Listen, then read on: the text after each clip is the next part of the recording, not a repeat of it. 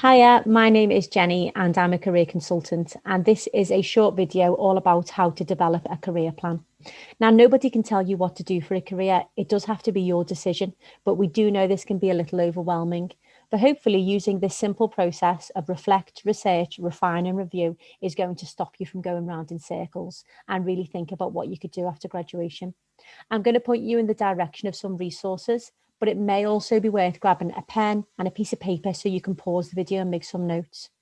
Before we start though, remember everyone has different approaches to making decisions. There's no right or wrong way. It's about what works best for you. And things change, so have an open mind. You're going to have different experiences and learn things that is going to completely change your career plan. And that's great. So keep your eyes and ears open for inspiration, as it really can come from anywhere. And finally, the goal here isn't to immediately find a career for life, but a role that's going to broadly match what you want and what you have to offer. And having this mindset is going to take the pressure off, and you'll get so much more out of your career planning. So let's get going with step one, which is reflect. And this is all about raising your self-awareness around your interests, skills and values. So let's start with interests. What do you enjoy and what are you interested in? So these are things that you could find yourself doing all the time because you love to do it, or things you are dying to do more of. So it's not a list of your skills, but a list of what makes you feel good. And this could be as simple as working with others, using data, being outdoors, working with animals, organizing. List as many things as you can, as you'll be able to refine this as you work through your career plan. Then move on to your skills and values. Again, here you could make a list. If you know your strengths, you could write down your skills. You could be a good communicator, have great commercial awareness. You could be really creative. And also you might know what you are really interested in a career in terms of your values and motivators.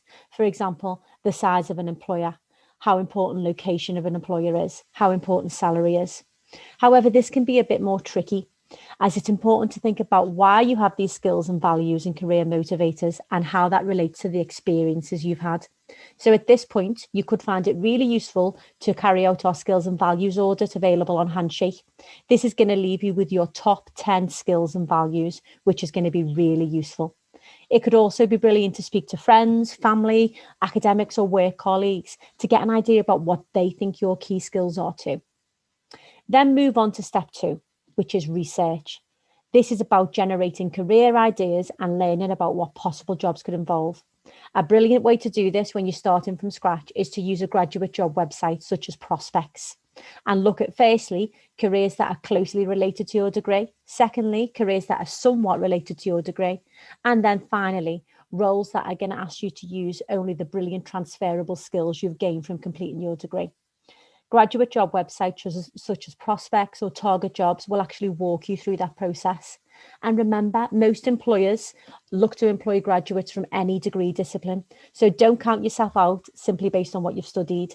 Have a look at these job roles, think about what you find the most appealing and most interesting, and make a list, ready to really begin to refine as we start the final stage of reviewing. So the final stage is review and refine. Now it's time to do some matching. From your reflection, you'll have a good idea of your top interests, skills and values. Now take a look at the list of career ideas you've generated and begin to refine those choices. You're going to then get a shorter list of careers that are based on your interests, skills and values.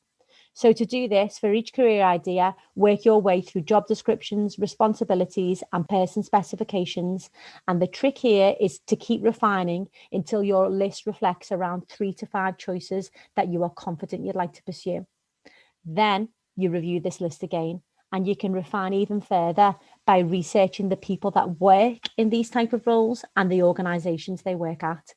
To do this, think outside the box, make the most of social media, particularly LinkedIn. Search for people in careers that you're interested in. Who do they work for? What was their career path?